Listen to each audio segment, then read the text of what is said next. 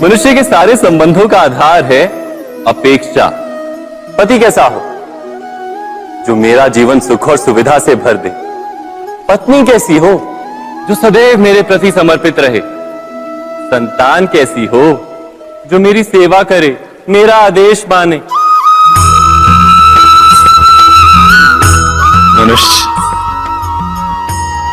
मनुष्य उसी को प्रेम भी कर पाता है जो उसकी अपेक्षा पूर्ण करता है। और अपेक्षा की तो नियति है भंग होना। कैसे? क्योंकि अपेक्षा मनुष्य के मस्तिष्क में जन्म लेती है। कोई अन्य व्यक्ति उसकी अपेक्षाओं के बारे में जान ही नहीं पाता। पूर्ण करने की प्रामाणिक इच्छा हो तब भी कोई मनुष्य किसी की अपेक्षाओं को पूर्ण नहीं कर पाता। और वहां से जन्म लेता है संघर्ष। सारे संबंध संघर्ष में परिवर्तित हो जाते।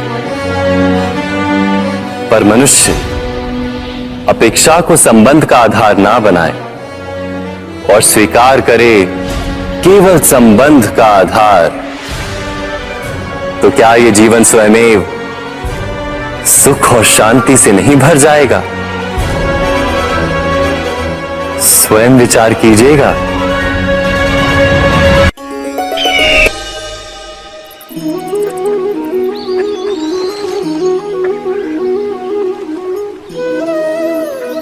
समय के आरंभ से ही मनुष्य को एक प्रश्न सदा पीड़ा देता है कि वो अपने संबंधों में अधिकतम सुख और कम से कम दुख किस प्रकार प्राप्त कर सकता है। क्या आपके सारे संबंधों ने आपको संपूर्ण संतोष दिया है? विचार कीजिए। हमारा जीवन संबंधों पर आधारित है। हमारी सुरक्षा संबंधों पर आधारित है। इसी कारण हमारे जीवन के सारे सुखों का आधार भी संबंध है। किंतु फिर भी हमें संबंधों में ही अधिकतर दुख क्यों प्राप्त होते हैं? सदा ही संघर्ष भी संबंधों से ही उत्पन्न क्यों हो जाते हैं? कभी विचार किया है? जब कोई व्यक्ति किसी अन्य व्यक्ति के विचार अथवा कार्य को स्वीकार नहीं करता, उसमें परिवर्तन करने का प्रयत्न करता है, तो संघर्ष जन्म लेता है। अर्थात जितना अधिक अस्वीकार उतना ही अधिक संघर्ष, और जितना अधिक स्वीकार उतना ही अधिक सुख। क्या ये वास्तविकता नहीं?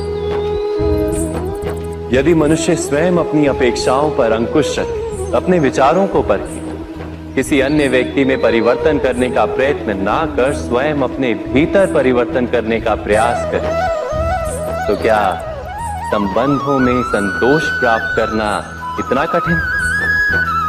अर्थात क्या स्वीकार ही संबंध का वास्तविक अर्थ नहीं? स्वयं विचार कीजिए।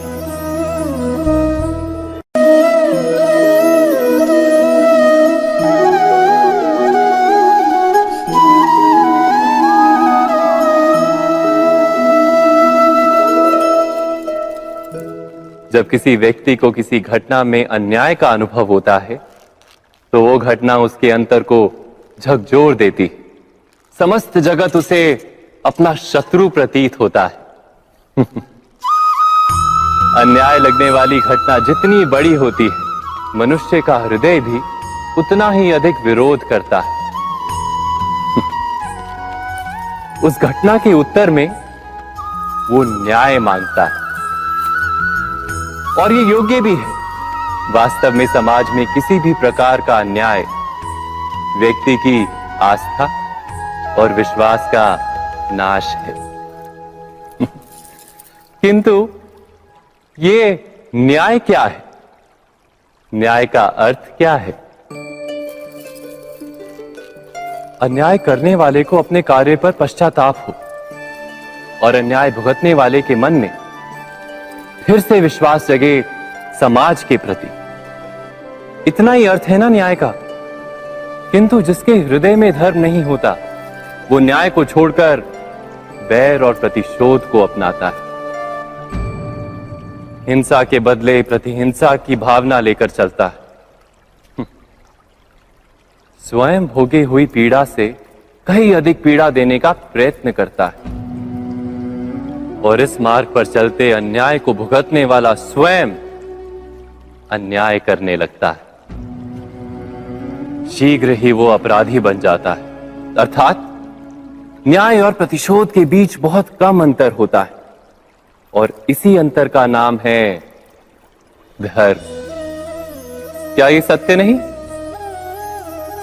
स्वयं विचार कीजिए। दो व्यक्ति जब निकट आते हैं तो एक दूसरे के लिए सीमाएं और मर्यादाएं निर्मित करने का प्रयत्न अवश्य करते हैं।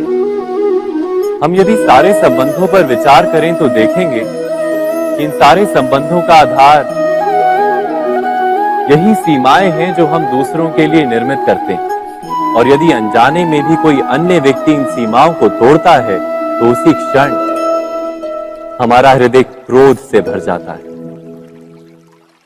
इन सीमाओं का वास्तविक रूप क्या है? क्या हमने कभी विचार किया? सीमाओं के द्वारा हम दूसरे व्यक्ति को निर्णय करने की अनुमति नहीं देते, अपना निर्णय उस व्यक्ति पर थोपते, अर्थात किसी की स्वतंत्रता का अस्वीकार करते हैं। और जब स्वतंत्रता का अस्वीकार किया जाता है तो उसका हृदय दुख से भर जाता है, और जब वो सीमाओं को तोड़ता है तो हमारा हृदय क्रोध से भर जाता है। क्या ऐसा नहीं होता?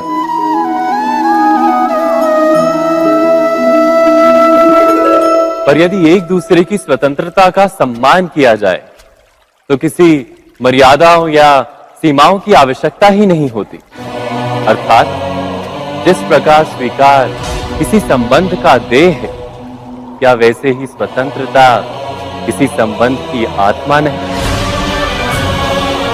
स्वयं विचार कीजिए।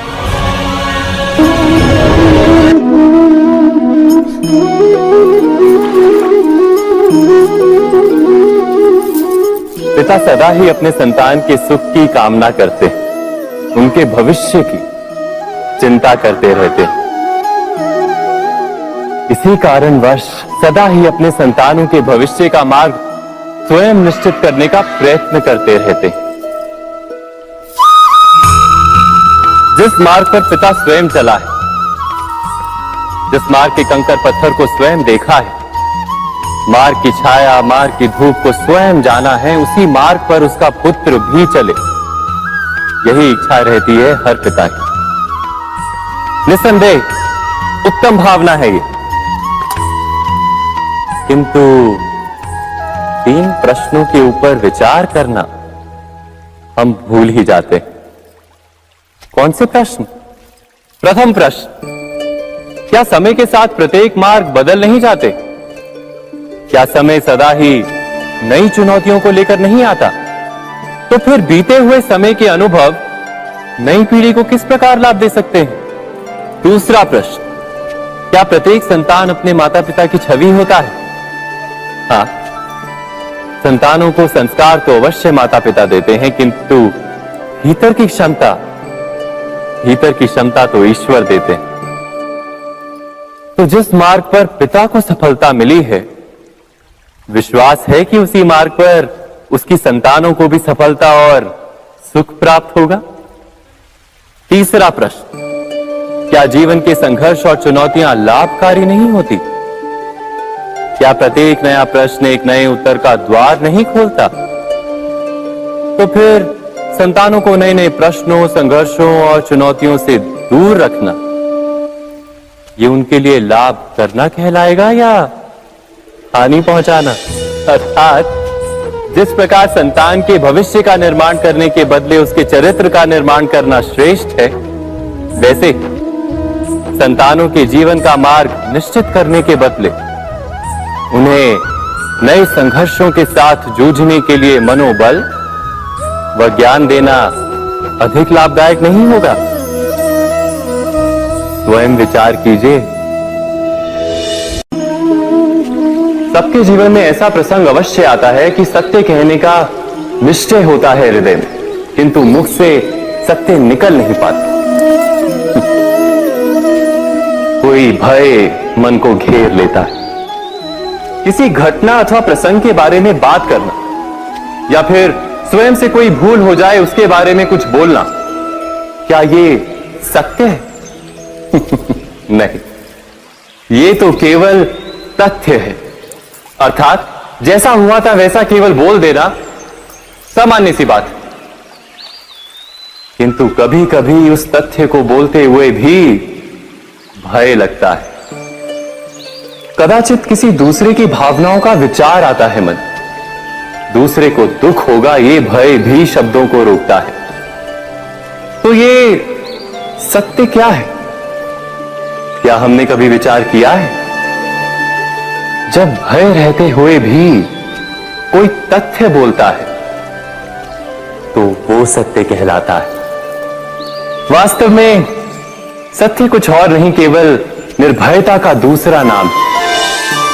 और निर्भय होने का कोई समय नहीं होता, क्योंकि निर्भयता आत्मा का स्वभाव है। अर्थात क्या प्रत्येक क्षण सत्य बोलने का क्षण नहीं होता?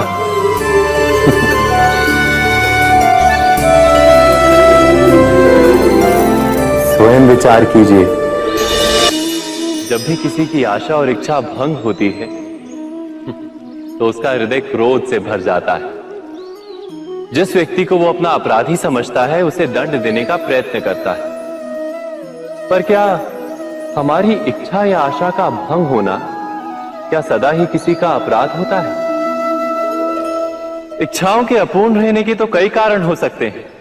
कुछ तो संजोग के कारण अधूरी रह जाती हैं और कुछ नियति के कारण। और कभी कभी इच्छाओं का स्वरूप ही ऐसा होता है कि वो पूर्ण नहीं हो पाती। बिना परिस्थिति पर विचार किए किसी को अपराधी मान लेना न्याय नहीं, प्रतिशोध है। न्याय का आधार तो दया है, करुणा है, और प्रतिशोध का आधार क्रोध, अहंकार। अर्थात हृदय में करुणा धारण किए बिना किसी के अपराध के विषय में विचार करना, किसी को दंड देना, क्या अपने आप में ही अन्याय नहीं? स्वयं विचार कीजिए।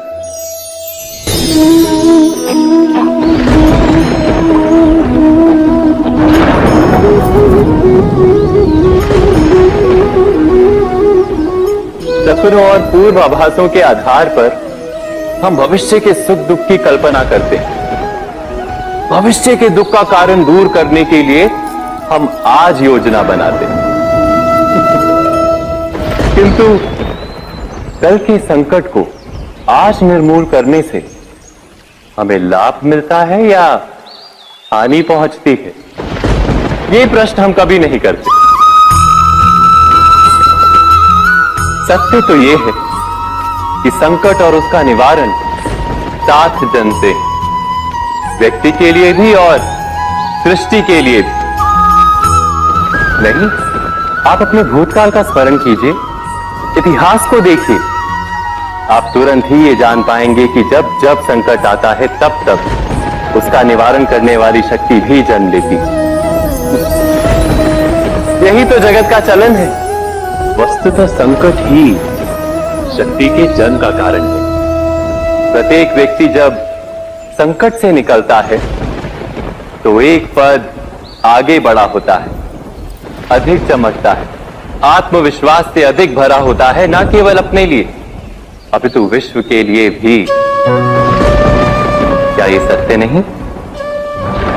वास्तव में संकट का जन्म है एक अवसर का जन्म, अपने आप को बदलने का, अपने विचारों को ऊंचाई पर करने का अवसर, अपनी आत्मा को बलवान और ज्ञान मंडित बनाने का अवसर। जो ये कर पाता है उसे कोई संकट नहीं होता, किंतु जो ये नहीं कर पाता वो तो स्वयं एक संकट है विश्व के लिए। विचार कीजिए।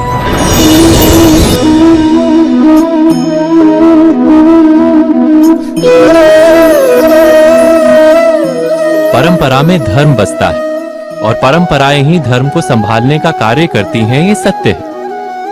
पर क्या केवल परंपरा ही धर्म है? विचार कीजिए। सत्य तो यह है कि जिस प्रकार पाषाण में शिल्प होता है, उसी प्रकार परंपरा में धर्म होता है। इस पत्थर में शिल्प है, ये पत्थर शिल्प नहीं। शिल्प को उजागर करने के लिए उसे तोड़ना पड़ता है, अनावश्यक भागों को दूर करना पड़ता है। ठीक उसी प्रकार परंपराओं में धर्म ढूंढना पड़ता है। जिस प्रकार इंद्र पूजा की परंपरा को तोड़कर गोवर्धन पूजा का धर्म ना ढूंढा जाता, तो यादवों को उनकी मुक्ति का मार्ग नहीं मिल पाता। अर्थात परंपरा को पूर्णता छोड़ देने वाला धर्म से वंचित रह जाता है, और परंपरा का अंध अनुकरण करने वाला भी धर्म को प्राप्त नहीं कर पाता। भविष्य के आधार पर सब आज का निर्णय लेना चाहते हैं। भविष्य में सुख मिले, भविष्य सुरक्षित हो, ऐसे निर्णय आज लेने का प्रयत्न रहता है सबका। आप अपने जीवन को देखिए, क्या आपके अधिकतर निर्णय के पीछे भविष्य का विचार नहीं होता? और हो भी क्यों ना, अपने जीवन को सरल और सुखमय बनाने का प्रयत्न करने का अधिकार सबका है। पर भविष्य तो कोई नहीं जानता, केवल कल्पना ही की जा सकती है। तो जीवन के सारे महत्वपूर्ण निर्णय कल्पनाओं के आधार पर ही करते हैं हम। क्या निर्णय करने का कोई तीसरा मार्ग हो सकता है? विचार कीजिए। सारे सुखों का आधार धर्म है, और वो धर्म मनुष्य के हृदय में बसता है। तो प्रत्येक निर्णय से पूर्व स्वयं अपने हृदय से ये प्रश्न अवश्य पूछ लेना कि ये निर्णय स्वार्थ से जन्मा है या धर्म से। क्या इतना पर्याप्त नहीं? भविष्य के बदले धर्म का विचार करने से क्या भविष्य अधिक सुखपूर्ण नहीं होगा? स्वयं विचार कीजिए। व्यक्ति को जब उसके अपराध का दंड मिलता है, तब कभी कभी उस न्याय को देखकर मन कचोटता है। प्रश्न उठता है हृदय में कि जब वो अपराध हुआ था, तब व्यक्ति भिन्न था। उसके पश्चात उसने इतने पश्चाताप किए, स्वयं में इतना परिवर्तन किया, फिर उसे दंड क्यों मिले? पर जहां आघात होता है, वहां प्रत्याघात भी होता है। जैसा कर्म वैसा फल। यदि किसी को प्रेम दोगे तो सुख प्राप्त होगा, यदि किसी की हत्या करोगे तो मृत्यु दंड मिलेगा। जैसा कार्य वैसा ही न्याय। तो फिर प्रायश्चित और पश्चाताप का कोई मूल्य नहीं है? अवश्य है मूल्य। प्रायश्चित और पश्चाताप मनुष्य की आत्मा को बलवान करता है। आने वाले दंड को स्वीकार करने के लिए मनुष्य को तैयार करता है। अर्थात बिना प्रायश्चित के दंड स्वीकार करने का कोई मूल्य है? स्वयं विचार कीजिए।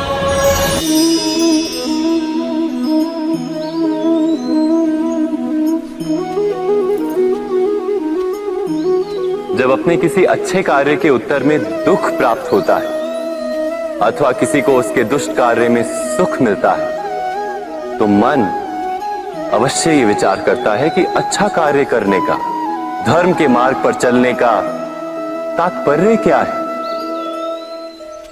पर दुष्ट आत्मा को क्या प्राप्त होता है, ये भी देखिए। दुष्टता करने वाला हृदय सदा चंचल रहता है, अकुलाता रहता है। मन में सदा नए नए संघर्ष उत्पन्न होते हैं।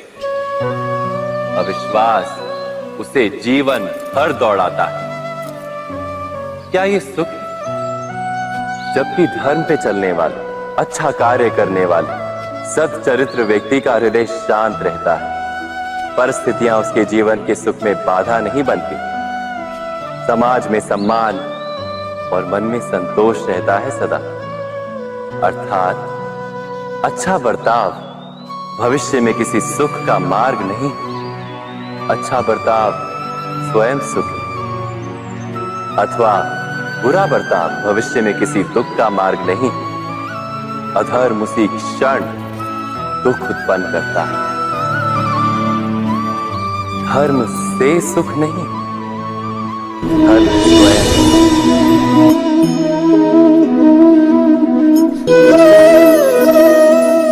सत्ता की लालसा सबके हृदय को घेरे रहती है। प्रत्येक व्यक्ति अपना एक राष्ट्र निर्मित करने का प्रयत्न अवश्य करता है। फिर वो राष्ट्र कुरु राष्ट्र की भांति बहुत बड़ा हो या फिर अपने परिवार तक सीमित हो, वो सत्ता प्राप्त करने का प्रयास अवश्य करता है। किंतु सत्ता का वास्तविक रूप क्या है? क्या हमने कभी विचार किया है? एक मनुष्य जितने अधिक लोगों के जीवन को प्रभावित कर सके, जितने अधिक लोगों के जीवन की स्वतंत्रता पर अंकुश रख सके, उतनी ही अधिक सत्ता का अनुभव करता है वो। सत्ता का वास्तविक रूप ही है अन्य के जीवन पर स्वयं का प्रभाव। किंतु क्या वास्तविक प्रभाव प्रेम, दया, करुणा और धर्म से निर्मित नहीं होता? जब भी मनुष्य कठोरता और अधर्म से सत्ता प्राप्त करने का प्रयत्न करता है, तब वो दूसरों के हृदय में विरोध अथवा विद्रोह को जन्म देता है। और परिणाम कुछ इस प्रकार। हां, कुछ समय के लिए वो स्वयं को प्रभावी और शक्तिशाली अवश्य पाता है, किंतु वो वास्तविक सत्ता नहीं। यही कारण है कि भृगु और वशिष्ठ जैसे ऋषियों की आज भी पूजा की जाती है, रावण और हिरण्यकशिपु। इस पर तो आप विचार अवश्य करें। सत्य कहा ना?